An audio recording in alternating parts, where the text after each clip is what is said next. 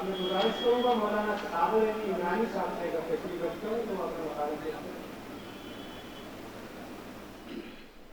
اعوذ باللہ من الشیطان الرجیم، بسم اللہ الرحمن الرحیم، الحمد للہ رب العالمین بارئ الخلائق اجمعین والصلاة والسلام علی آلہ الطیبین الطاہرین المعصومین، اما بعد فقد قال ابو عبداللہ الصادق العلماء ورثۃ الانبیاء۔ بہت ہی مشہور و معروف حدیث ہے جو میں نے سلمان سخن قرار دی ہے کہ علماء انبیاء کے وارث ہیں۔ ظاہر ہے یہ حدیث علم کے سلسلے سے، انبیاء کے سلسلے سے، وراثت کے سلسلے سے ہے۔ اس عظیم الشان شخصیت کے حوالے سے اور اس عظیم ترین سیمینار میں ان افراد کے سامنے کہ جو خود صاحبان علم و دانش ہیں، میرا بولنا یقیناً کوئی حیثیت نہیں رکھتا ہے، لیکن چونکہ ہم تشنگان علوم ہیں اور اپنے بزرگوں کی وراثت اور ان کے افکار، ان کے اقدار اور ان کے قدرداں ہیں اور چاہتے ہیں کہ ان سے کسب فیض کریں، اسی لیے مختصر وقت میں یہ چند باتیں ضرور میں عرض کروں گا۔ علماء انبیاء کے وارث ہیں، اس کا صاف مطلب یہ ہے کہ ان میں وہ صفات ہوں گی جو انبیاء میں ہوتی ہیں، ان میں وہ صفات ہوں گی کہ جو ایک نبی میں ہونا چاہیے، اور وہ صفات ہمارے گزشتہ تمام ایسے علماء کہ جنہوں نے مذہب حقہ کے لیے، اسلام کے لیے، انسانیت کے لیے کام کیا، بدرجہ اتم موجود ملتی ہے، پائی جاتی ہے۔ اسی میں ایک شخصیت ہے، ہمارے جتنے بھی بزرگ علماء گزرے اس سے پہلے قدیم علماء، انہی میں اس دور کی جو سب سے اہم ترین شخصیت سید العلماء سید علی نقی نقطن صاحب قبلہ طاب سراہ، خدا ان کے اوپر رحمت نازل کرے اور اس وقت اس زمانے کو یہ توفیق دے کہ ان کے افکار کو سمجھ سکے۔ یقیناً ان میں وہ تمام صفات موجود تھے۔ نبی میں کیا صفات ہونے چاہیے؟ مثلاً وہ وقت شناس ہو، لوگوں کے اوپر مہربان ہو، وہ اپنے قوم کے لیے، اپنے دین کے لیے، اپنے مذہب کے لیے دفاع کرے، اور جامعیت ہو، سادہ زیستی ہو، آگاہی ہو، تحمل مشقت ہو، ادب اور تہذیب ہو، وہ تمام صفات کے جو ایک انسانی معاشرے کو اچھا بنانے کے لیے ضروری ہیں، وہ ایک نبی میں ہونا چاہیے۔ سب سے بہترین اور سب سے پہلا مقام عصمت کا آتا ہے، علم کا آتا ہے۔ ظاہر ہے کہ عصمت تو انہی افراد کے پاس ہے کہ جو اللہ کی جانب سے منصوص ہیں، اس کے بعد جو سلسلہ شروع ہوتا ہے وہ عصمت سے خالی ہے۔ لیکن یہ کمال ہے انسان کا کہ وہ اپنے آپ کو اس مقام پہ پہنچا دے کہ معصومین کی نظر کرم کا وہ متوجہ بن جائے، کہ ساری ائمہ معصومین کی نظر اس کے اوپر ہو۔ اس میں ایک حدیث ہمیں ملتی ہے، امام فرماتے ہیں، امام صادق علیہ الصلوۃ والسلام، رحم اللہ من حببنا الی الناس ولم یکرہنا الیہم، خداوند عالم ان لوگوں پر رحمت نازل کرے جو لوگوں کو ایسا بنا دے کہ ان کی نظر میں خداوند عالم کی معرفت اجاگر ہو، ایسا نہ بنائے کہ خود ہماری طرف سے وہ ہم کو برا سمجھنے لگیں، یعنی ہمارے اوپر وہ اللہ کی رحمت اس شخص کی جانب ہے کہ جو ہم سب کو لوگوں کی نظر میں اچھا بنا کے پیش کرے۔ ایسا نہیں ہے کہ انہیں بنایا جائے گا، نہیں، ان کے صحیح افکار کو ان کے سامنے پیش کیا جائے گا۔ یہ سیمینار جس شخصیت کے متعلق ہو رہا ہے، ان کی بہت ساری کتابیں آپ کی خدمت میں ہیں، اور ماشاءاللہ جو بزرگ افراد موجود ہیں وہ سب جانتے ہیں کہ انہوں نے وقت کے تقاضوں کو مد نظر رکھتے ہوئے سارا دفاع کیا۔ جب ضرورت پڑی تو وہابیت کے خلاف لکھا، جب ضرورت پڑی تو بہائیت کے خلاف لکھا، جب ضرورت پڑی تو دیگر ہمارے مذہب کے دیگر جو شاخیں ہیں ان کے متعلق جو گفتگو کی، کہ مثلا ان کے اوپر مثلا وجود حجت کے سلسلے میں گفتگو کی، عقل اور مذہب کے متعلق گفتگو کی۔ مسلم پرسلہ مشہور ان کی مجموعہ ہے تقاریر کا، وہ اس وقت کی ضرورت تھی، یعنی وقت شناسی کے اس عنوان کو نظر میں رکھتے ہوئے آپ نے وہ کارنامے انجام دیے کہ جو یقیناً ہمیں کسی اور کی شخصیت میں نظر نہیں آتے ہیں۔ اب سب سے بڑا مسئلہ یہ ہے، ظاہر ہے اتنے مختصر وقت میں بہت زیادہ تفصیلی گفتگو نہیں ہو سکتی، لیکن ایک سب سے بڑا مسئلہ اس وقت جو ہے ہم آئے دن دیکھتے رہتے ہیں، خاص طور سے یہ نئی نسل۔ ابھی میں آ رہا تھا تو کئی لوگوں نے سوال کیا کہ ظاہر ہے وہ سوالات کہ جو یہاں بیان نہیں کیے جا سکتے، جن کو لوگوں کے ذہن میں غلط طریقے سے لوگوں کے ذہن میں ڈال دیا گیا ہے، اور ان کا موقع و محل بھی نہیں ہے۔ اس کا بہترین علاج یہ ہے کہ ان کی تمام کتابوں کو باقاعدہ منظر عام پر لایا جائے۔ نہ جانے کتنی کتابیں ایسی ہیں جو انتہائی پرانی ہیں، ضخیم ہو چکی ہیں، اور وہ عوام تو کیا خواص کے بھی دسترس میں نہیں ہیں۔ میں خود اپنا ذاتی تجربہ آپ کی خدمت میں بتا رہا ہوں۔ الحمدللہ میرے پاس مرحوم اس عظیم شخصیت کی تابصرہ کی بہت سی ایسی کتابیں ہیں کہ جو ہم جب پوچھتے ہیں بہت سے لوگوں سے تو کہتے ہیں یہ ایڈیشن ہمارے پاس نہیں ہے، یہ کتاب ہم نے نہیں سنی ہے۔ مثال کے طور پر انہوں نے کام کیا حجج و بیانات کہ جو معجزات اہل بیت علیہ السلام کے مزارہ مقدسہ سے خاص طور سے کاظمین و سامرہ میں تھے، اس وقت انہوں نے جا کے ایک گھر گھر جا کے جہاں بھی یہ کام کرنا تھا اس کو فراہم کیا، معتبر دلائل سے اس کو لکھا۔ ظاہر ہے یہ کام ایسا تھا جو ایک عام یہ سوچتا ہے ذہن یہ کون سا اتنا بڑا کام ہے، لیکن کیا یہ عقیدت اور کیا یہ مذہب کے اصول اور کیا یہ معصومین کو لوگوں کے سامنے بہترین طریقے سے پیش کرنے کا ذریعہ نہیں ہے؟ یقیناً ہے، خاص طور سے عوام میں اس کی بڑی پذیرائی ہے، لیکن ہمارے پاس وہ ذخیرہ نہیں ہے محفوظ ہے، الحمدللہ ان کے ورثہ کے پاس محفوظ ہے، ایسا نہیں ہے، لیکن عوام میں ان کی کتابوں کی نشر و اشاعت کی بہت اہم ضرورت ہے۔ لہٰذا میں ظاہر ہے کہ میں کچھ عرض نہ کر کے اتنی درخواست ضرور کروں گا ان تمام افراد سے جنہوں نے اس سیمینار کو منعقد کیا ہے اور اس میں تعاون کیا ہے کہ وہ یہ کام ضرور کریں اور لوگوں تک ان کے پیغامات کو ضرور پہنچائیں، ان کی کتابوں تک کو ضرور پہنچائیں، تاکہ تمام شک و شبہات خود بخود دور ہو جائیں۔ جب انسان مطالعہ کرے گا، جب انسان پڑھے گا، تب اسے معلوم ہوگا وہ شخصیت کیا تھے۔ آپ بھاؤ نگر میں جا کے دیکھیے، مثلا وہاں نہ جانے کتنی سیڈیز ایسی ان کی ہیں، پرانی کیسٹ پرانے زمانے کی جو بنتی تھی کہ لوگ دینے پر آمادہ نہیں ہیں، سننے پر کہا جائے گا نہیں ہے۔ تو اب افسوس یہ ہے کہ ان کا ذخیرہ بہت سے چیزیں ایسی ہیں کہ جو ہمارے سامنے نہیں ہیں، جن کی وجہ سے ان افراد کو جو معترضین ہیں جواب دینے میں بڑی دشواری آتی ہے۔ اس لیے کہ جب انسان، میں بات کر رہا تھا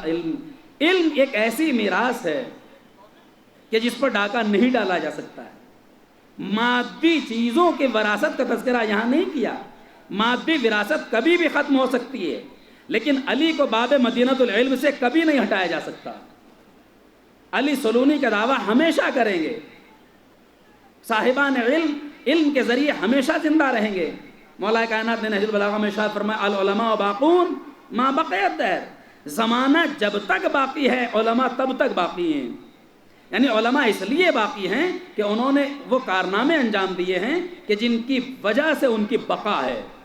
تو جواب اب پھر مسئلہ پھر وہیں گھوم کر بات وہیں آتی ہے کہ ان کے علم نے ان کو زندہ رکھا۔ آج یہ اتنا بڑا سیمینار اس بات کی علامت ہے کہ وہ کل بھی ایک درخشندہ ستارہ تھے، کل بھی ایک روشن آفتاب تھے، آج بھی ایک روشن آفتاب ہیں۔ بس ضرورت ہے کہ ان کے علم کی کرنوں کو ان تمام جگہوں تک پہنچا دی جائے کہ جہاں جہالت یا تعصب کے وجہ سے ان روشنیوں کو نہیں پہنچنے دیا جا رہا ہے۔ میں گزارش کروں گا، 10 بستہ وقت میرا 10 منٹ مجھے تھے، میرے 10 منٹ پورے ہونے جا رہے ہیں، میں ساری چیزوں کو چھوڑتے ہوئے پھر یہ گزارش کروں گا کہ جتنا کام، چونکہ میرا تعلق تھوڑا پبلشنگ سے بھی ہے، لہٰذا میں اپنے تمام ہی محترم ان افراد کو جو اس سلسلے میں کام کر سکتے ہیں، پھر ہم یہی کہیں گے کہ برائے کرم ان کی باتوں کو ضرور پھیلایا جائے تاکہ تمام طرح کے شک و شبہات خود بخود ختم ہو جائیں۔ العلماء باقون ما بقی الدہر، ہمیں انہیں زندہ کرنے کی ضرورت نہیں ہے، وہ زندہ ہیں، زندہ رہیں گے، ان کے افکار ساری دنیا میں روشنی پھیلا رہے ہیں، ساری دنیا کی بہترین زبانوں میں ان کا ترجمہ موجود ہے۔ عربی کی کتاب دیکھیے، ان کے نثری ادب کو دیکھیے، شعری ادب کو دیکھیے، کلام کو دیکھیے، فقہ، فلسفہ، کون سا شعبہ ایسا ہے جس میں اس عظیم شخصیت نے کام نہیں کیا ہے، لیکن جو کام کیا ہے وہ ہمارے سامنے آئے۔ میں آخری جملے میں ایک بات کہتے ہوئے بات کو مکمل کر دوں، تاریخ علماء کا واحد وہ شخص ہے، بقول ڈاکٹر قلب صادق صاحب قبلہ کہ جس کی تحریر کو تصنیف میں بدلا جا سکتا ہے اور تصنیف کو تحریر میں بدلا جا سکتا ہے یا تقریر میں بدلا جا سکتا ہے. یعنی یہ بہت کم ہوتا ہے کہ انسان تقریر کرے اور وہی تصنیف بن جائے،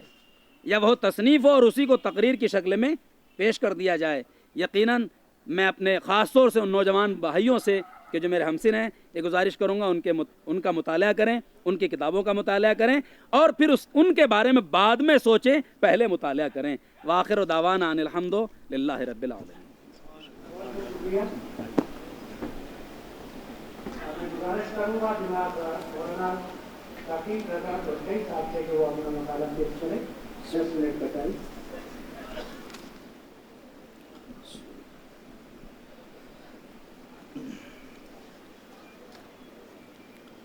بسم اللہ الرحمن الرحیم.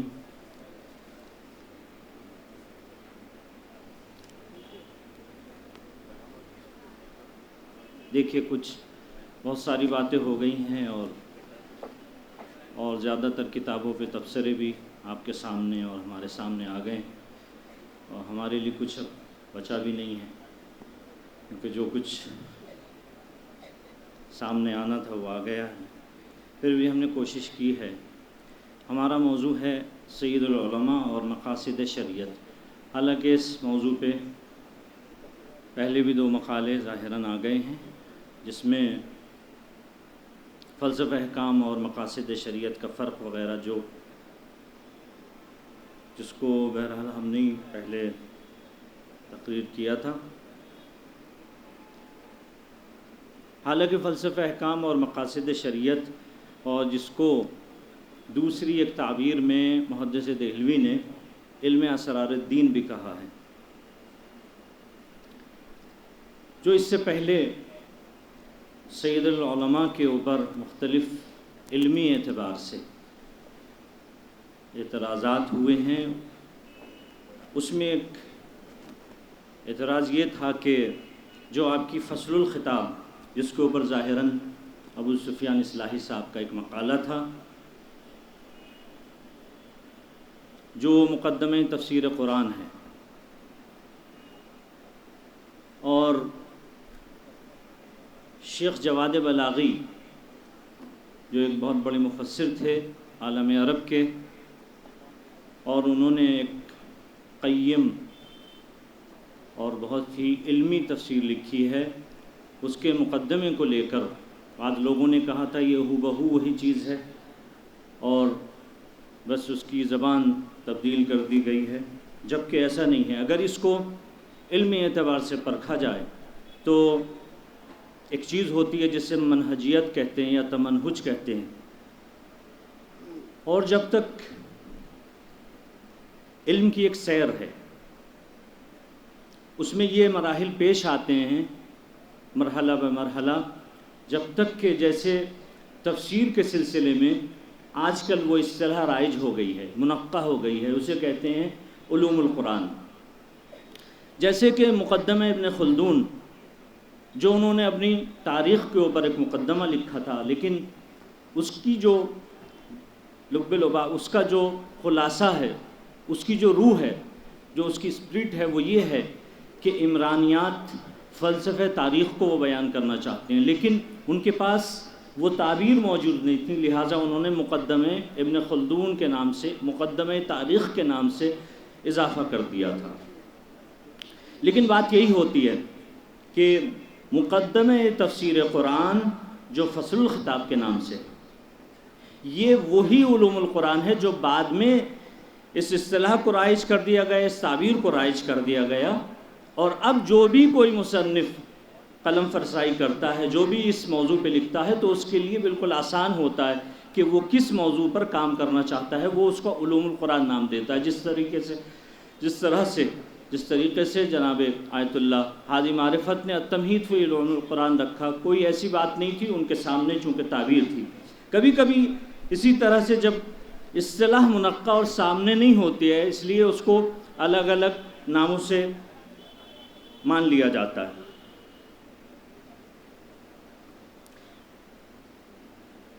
جناب ابو سفیان اصلاحی کا جو مقالہ تھا اس میں کئی چیزیں سامنے آئیں. انہوں نے کہا کہ اگر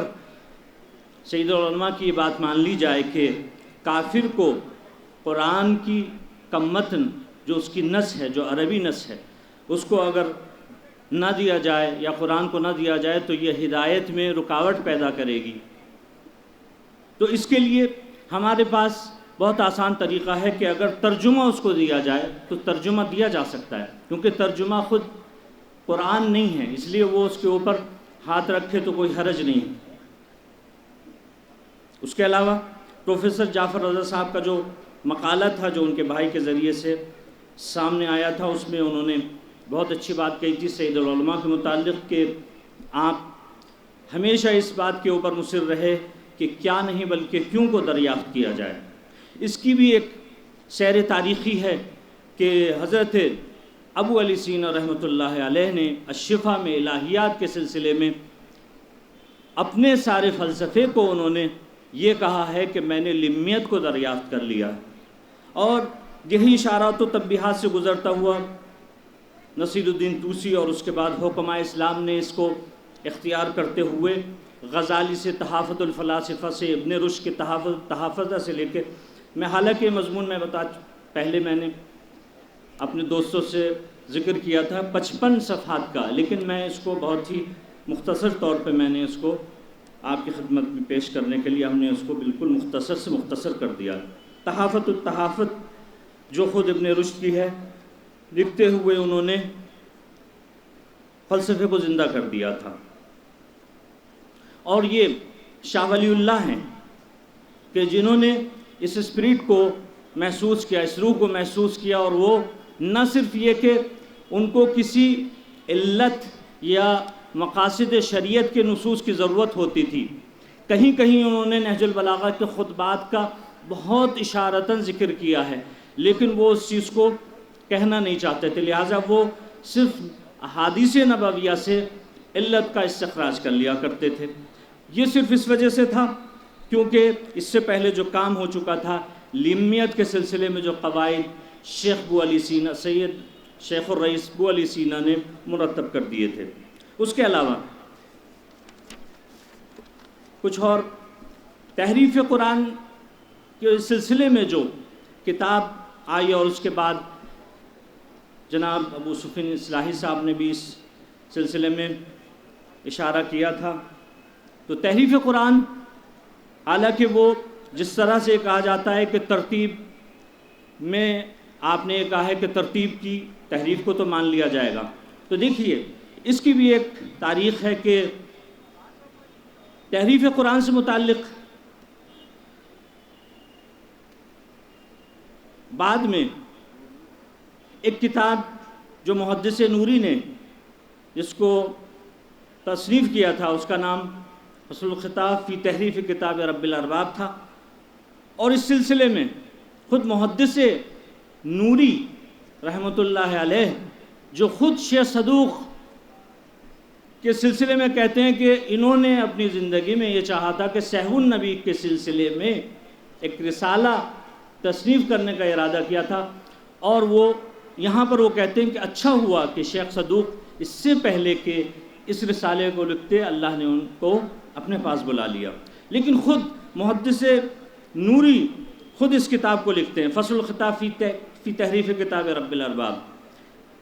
اب آپ دیکھیے کہ ڈاکٹر صادق تہرانی انہوں نے بہت متشدد موقف اختیار کرتے ہوئے کہا کہ جہاں جہاں پر بھی جس لائبریری میں یہ کتاب ہو نکال کر اس کو جلا دیا جائے اور ختم کر دیا جائے۔ لیکن کیا یہ اس کا حل تھا؟ کیوں؟ ان کا کہنا یہ تھا کہ یہی کتاب فصل الخطاب کو لے کر ہمارے علماء عامہ، ہمارے برادران، وہ اس کتاب کو پیش کرتے ہیں اور کہتے ہیں کہ دیکھیے امامیہ تحریف قرآن کے قائل ہیں، لیکن کیا یہ اس کا حل تھا؟ آیت اللہ حسن زادہ عاملی نے جو موقف اختیار کیا وہ بہت بہترین اور معقول انداز کا تھا، اور آپ نے کہا کہ آپ نے خود اپنے طور پہ ایک کتاب لکھی جس میں آپ نے اس کتاب کا نام ہی انہوں نے رکھا تھا فصل الخطاب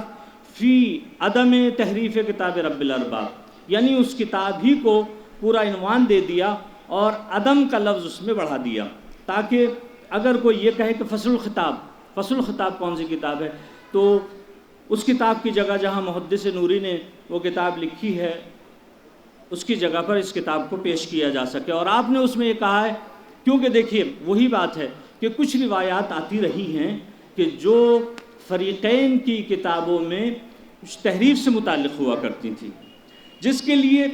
محمود الخطیب المصری نے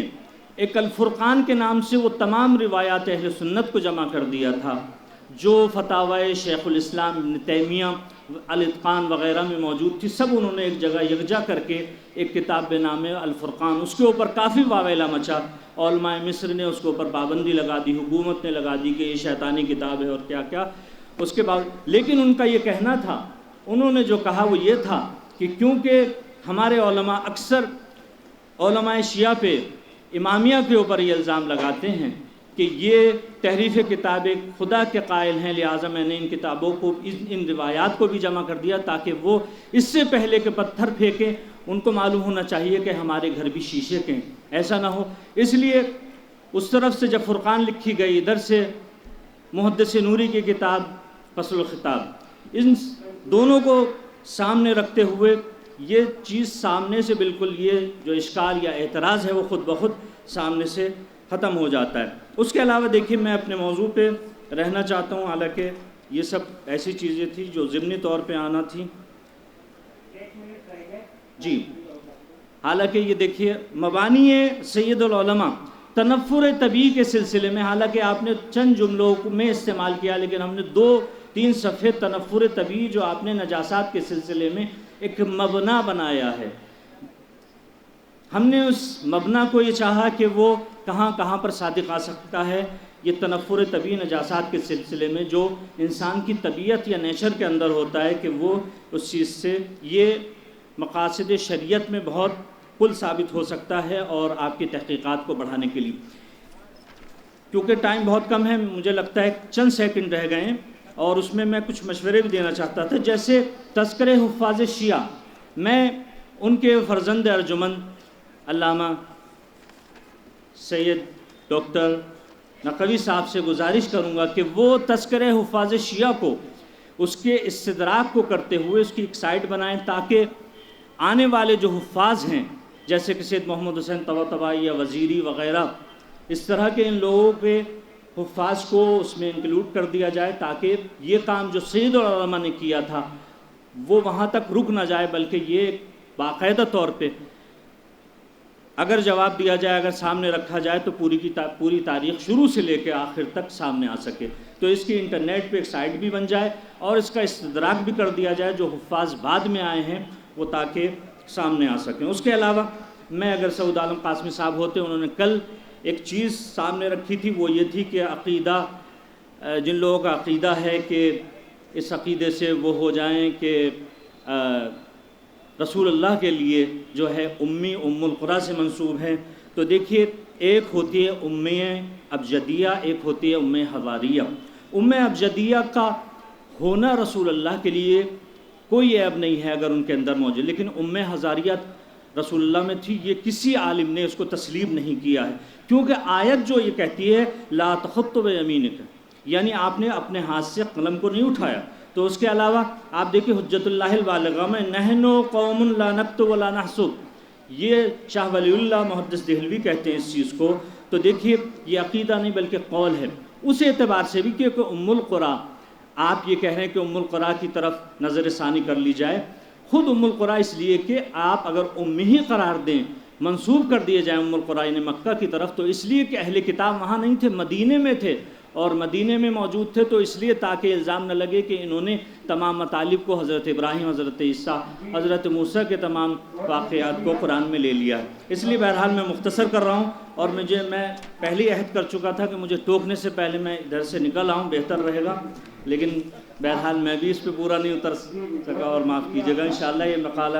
چھپ جائے گا جو تقریباً 55 صفحے کا ہے، اور اس میں اور ہماری یہ شکایت رہی کہ ہمیں بالکل ان کے جو مصادر تھے وہ نہیں مل پائے، ہم نے خاکہ پورا تیار کیا تھا۔ میں خود گزارش کروں گا کہ ان کے تمام آثار کو سامنے لے آیا جائے۔ السلام علیکم۔ بہت بہت شکریہ۔ अब मैं आप गुजारिश करूँगा मौलाना जमील अहमद नकवी साहब अगर तशरीफ रखते हैं तो अपना मकाला 10 मिनट के लिए पेश करें।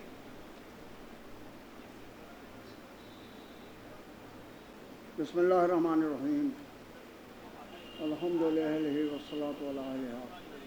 मिन यौमिना हाज़ा इला यौमिद्दीन अम्मा बाद। हज़रात उलमाए आलम व हाज़रीन ज़वील एहतराम, सलामुन अलैकुम। इस वक्त मैं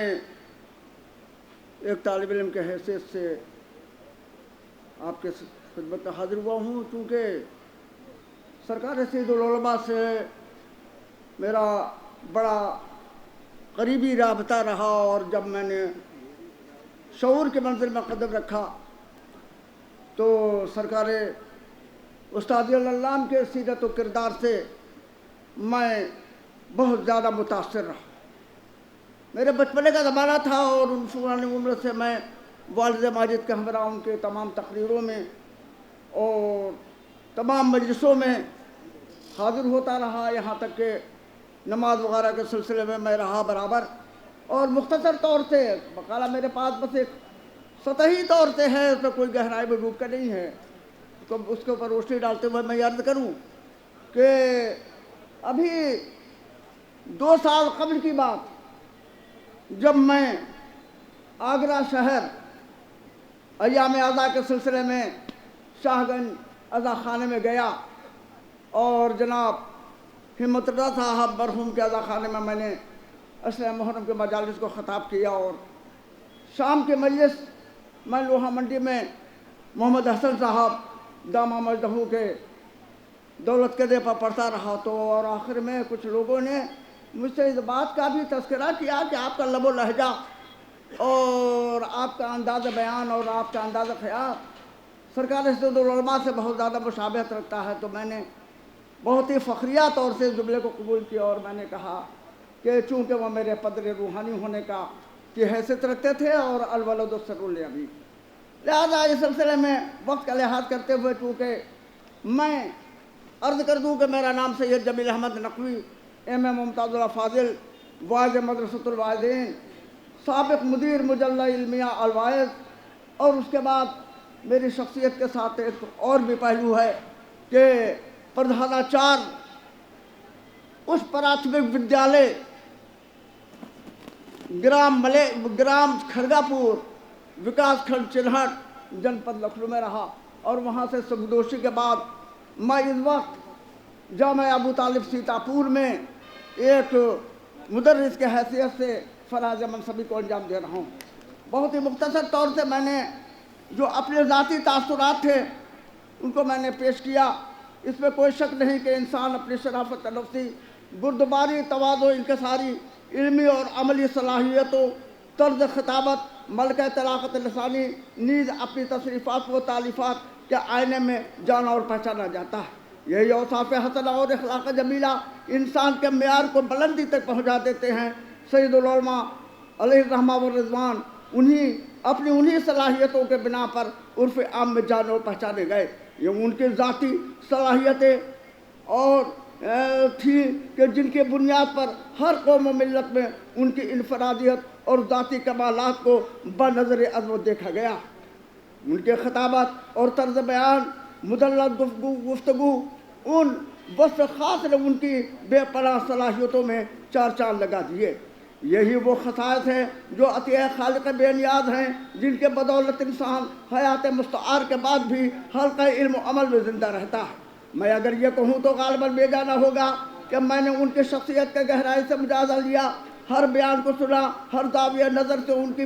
बावकार शख्सियत का मुशाहदा किया, मगर मुझे उनके किरदार, सीरत और तबहुर इल्मी में कहीं से कोई खामी या कमी नज़र नहीं आई। आज भी उनकी मुस्तरद किताबें, उनकी तालीफ़ात, उनकी वसी नज़री की मुस्तहकम दलील है। आज के इस पूरा शोर दौर में जबकि हर तरफ कसाद बाज़ार का सिकाराज है, हर शख्स दूसरों के बिलमुकाबिल अपने को मैदान शोहरत का शहसवार समझ रहा है। ज़रूरत है कि इस तरह के सेमिनार का इनेकाद करके ऐसे बाशऊर अहले इल्म व अमल की तरफ ملت اور قوموں کے اذہان کو متوجہ کیا جائے کہ انسان اپنے استقلال و ثبات قدم کے بدولت کس طرح پابندی کا ثبوت دے کر دیگر قوم و ملت اور انسانیت کی خدمت کرتا ہے، تاکہ آنے والی نسل انسانی کے لیے اس کا حسن عمل لاہ عمل اور قابل تقلید ہو۔ میں نے اپنی ابتدائی عمر میں وہ دور بھی دیکھا جبکہ حالات بد سے بدتر تھے، جہاں ہر طرف منافرت کو عام کر کے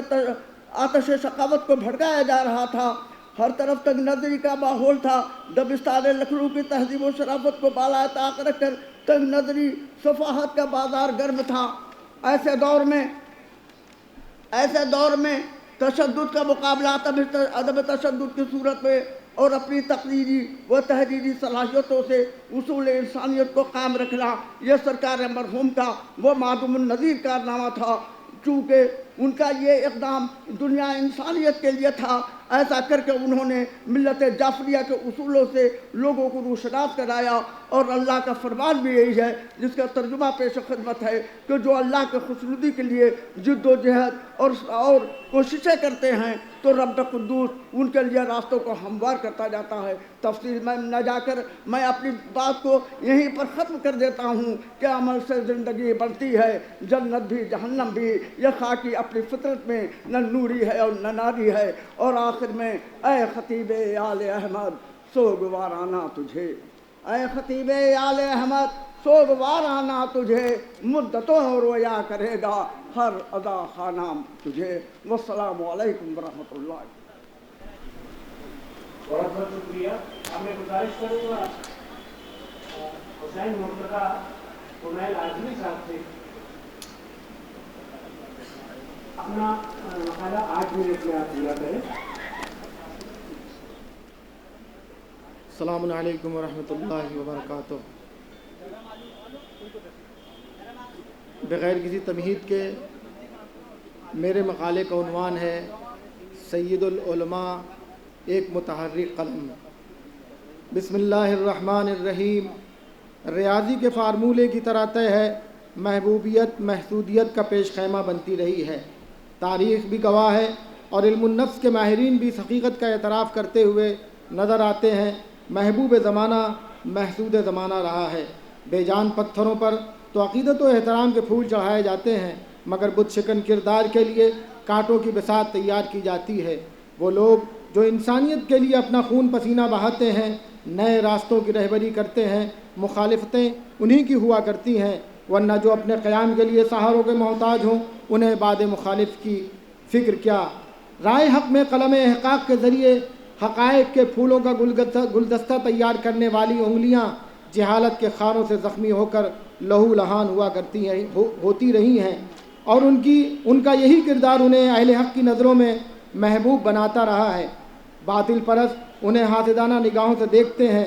محبوبیت و محسودیت لازم و ملزوم ہے، وہی شخصیتیں محسود ہوئی ہیں جو محبوب رہی ہیں۔ قرآن کا واضح اعلان ہے، ام یحسدون الناس علی ما آتاہم اللہ من فضلہ فقد آتینا علی ابراہیم الکتاب والحکمہ وآتیناہم ملکا عظیما۔ تاریخ گواہ ہے کہ اولاد ابراہیم و اسماعیل علیہ السلام ہر دور اور ہر زمانے میں جہاں محبوب زمانہ رہی ہے، وہیں ان سے حسد کرنے والوں اور دشمنی رکھنے والوں کی بھی کمی نہ تھی۔ شاید یہی وجہ ہے کہ علماء منطق نے اجتماع ضدین کے محال ہونے میں اختلاف کے دو شاخص کی رہنمائی کے ساتھ وحدات سمان کی بارش قید کا بھی ذکر کیا ہے اور اسے ضروری قرار دیا ہے۔ لہذا یہ سوچنا غیر ممکن ہے کہ کوئی شخصیت ہر ذات اور ہر لحاظ اور ہر زاویہ فکر کے لوگوں کے لیے صرف محبوب ہو اور بس۔ اس مختصر تمہید کے بعد بر صغیر کے اعلام و اعیان کی تاریخ میں سرکار سید العلماء علامہ سید علی نقوی اعلی اللہ مقامہ اسی سلسلے کی ایک عظیم کڑی ہیں، جو جہاں لاکھوں دلوں کے محبوب تھے وہیں مغرضانہ نگاہوں میں محسود واقع ہوئے ہیں، ورنہ یوں تو نہ جانے کتنے آفتاب لذت طلوع سے آشنا ہوتے ہی مدفن غروب کی نظر ہو جاتے ہیں۔ سید العلماء کے راہ قلم میں طفلان چمن قلم کو دعوات سے آشنا کرنے کے بجائے جوہر دعوات سے صفحہ قرطاس کو سیاہ کر کے سمجھے کہ ہم نے فکروں اور نظروں کو متاثر کر لیا ہے، مگر جب گلے تھک گئے، ہاتھ دکھ گئے، جہالت کی گرد بیٹھی تو سید علماء کی حقائق سے لبریز تحریریں پہلے سے زیادہ ارباب فکر و نظر کی محبوب بن چکی تھیں۔ کذالک یضرب اللہ الحق والباطل فأما الزبد فيذهب جفاء وأما ما ينفع الناس فيمكث في الأرض كذلك يضرب الله الأمثال۔ سورہ رعد آیت 17۔ کسی بھی تحریر کی کامیابی کے لیے بنیادی عنصر یہ ہے کہ تحریر اس موضوع کا احاطہ کرے جو وقت کی ضرورت اور حالات کے مطابق ہو، کیونکہ پانی کی قدر و قیمت درجہ تشنگی سے طے ہوا کرتی ہے، ورنہ کبھی کبھی باران رحمت پیغام اجل بن کے آتی ہے۔ سید العلماء کی تحریر کا ہر موضوع جہاں کل وقت کی ضرورت تھا وہیں آج بھی ہے۔ جب ذہنوں میں زندگی کا مفہوم و مقصد زیر سوال تھا، جب فلاسفہ اپنی فلسفی کے ذریعے زندگی کو بیہودہ، بے معنی اور لایعنی قرار دے رہے تھے، جب زندگی بے مفہوم حقیقت سمجھی جا رہی تھی اور انسانی زندگی میں مذہب کو سب سے بڑی رکاوٹ سمجھا جا رہا تھا، اس ماحول میں سید العلماء کے قلم حق نے احقاق حق کرتے ہوئے اسلام کی حکیمانہ زندگی تحریر کر کے بتا دیا کہ انسانی زندگی کا ایک مقصد ہے جس کے بغیر انسان بن کر زندہ نہیں رہ سکتا، اور یہ مقصد زندگی انسان خود اپنے ساتھ لے کر آیا ہے۔ اسلام صرف ان بھولے عہدوں کی یاد دلاتا ہے۔ اس تحریر میں آپ نے روشن کیا کہ اسلام کے بغیر نہ حریت عقل کا کوئی مفہوم ہے، نہ آزادی ضمیر کا، بلکہ حریت عقل کا سب سے بڑا نقیب اسلام ہے، اور انسانی زندگی کی تمام مادی اور معنوی ترقیاں اسلام کی رہین منت ہیں۔ انسانی زندگی کے اجتماعی پہلو ہوں یا انفرادی، ہر جگہ اسلامی ہدایات کی شمع روشن ہے۔ اسی طرح جب 19ویں صدی کے ابتدائی دہائیوں میں خدا کا انکار فیشن بن چکا تھا، کمیونسٹوں کو دور دورہ تھا، الہات کی محفلوں میں کفر کی لنترانیاں تھیں، دانشور اپنی علمی عظمت کا اظہار تشکیک اور انکار خدا کے ذریعے کرتے تھے، اور یہی ان کی علمی منزلت کی دلیل تھی، تو اس ماحول میں در اہل بیت سے درس توحید کو پوری طرح اپنے دل و دماغ میں اتار چکے شاگرد مکتب اہل بیت نے معرفت الہی جیسی عظیم معرکۃ الآرا کتاب لکھ کر معقول ذہنوں کو آزاد کیا، اور تاریخ فکروں میں معرفت الہی کی شمع روشن کرنے کی کامیاب کوشش کی، اور اپنی اس کتاب کے ذریعے تشکیک کی فضا میں پروان چڑھنے والی فکروں کو سرچشمہ توحید تک پہنچایا۔ اسی طرح سید العلماء نے نظام زندگی کے عنوان سے مکتب امامیہ کا نظام زندگی پیش کیا، جس میں امامی آئیڈیالوجی کو بیان کرنے کے ساتھ مخلوط سماج میں اسلامی طرز زندگی کو روشن کیا۔ اس کتاب میں کلامی گفتگو بھی ہے اور اخلاقی نکات کی وضاحت، فقہی معارف بھی بیان کی اور اسلامی روح کا اظہار بھی۔ یہی نہیں بلکہ آپ نے تمام ان حساس موضوع پر جہاں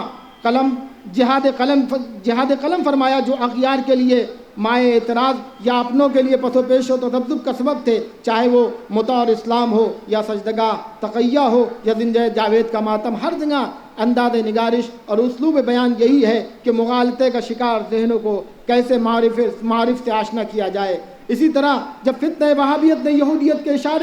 اشاروں پر مسلمانوں کو اندر سے کھوکھلا کرنے کی کوشش کی، جس کی گواہی ہمفرے کے اعترافات سے ہوئی، تو آپ نے رد وہابیت کے نام سے ایک تحریر لکھ کر مسلم سماج پر عظیم احسان کرتے ہوئے امت مسلمہ کو آپسی اختلاف سے بچانے کی بھرپور کوشش کی۔ آپ اگر مصلح قوم و ملت تھے تو مفسر و مورخ اور متکلم بھی، چنانچہ بحیثیت متکلم خلافت و امامت وغیرہ جیسی شاہکار کتاب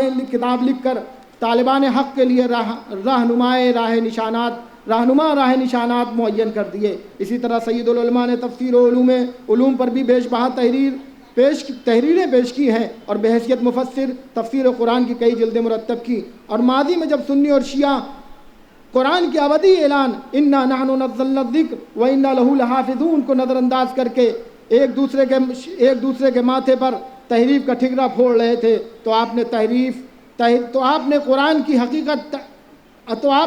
تحریف کی حقیقت جیسی کتاب لکھ کر عقیدہ تحریف کی محملیت کا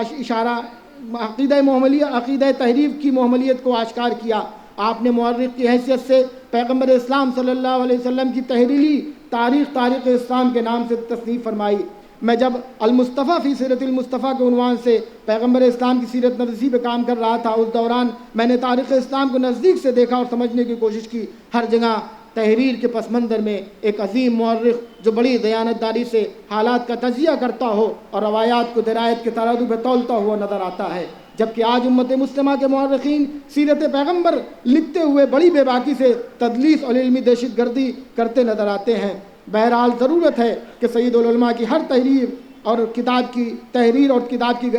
کا گہرائی سے مطالعہ کیا جائے، اور ان کتابوں کو حوالوں پر کام کر کے انہیں منظر عام پر لایا جائے۔ آخر میں سید العلماء کے اس عظیم جملے پر اپنی بات ختم کرتا ہوں، جب آپ کو ایک مرد مومن نے لکھا کہ میں نے آپ کے مقالات کو مرتب کر کے کتابی شکل دی ہے، ان پر آپ نظر فرما لیں، تو آپ نے لکھا کہ میرے لیے تو اصل چیز عادل حکیم کا انتخاب ہے۔ اگر کوئی جملہ کسی ایک مضمون کا بھی اس کے معیار رضا پر پورا اترے تو وہ میرے لیے ذخیرہ آخرت بن سکتا ہے۔ والسلام علیکم ورحمۃ اللہ وبرکاتہ۔ بہت بہت شکریہ جناب۔ اب میں گزارش کروں گا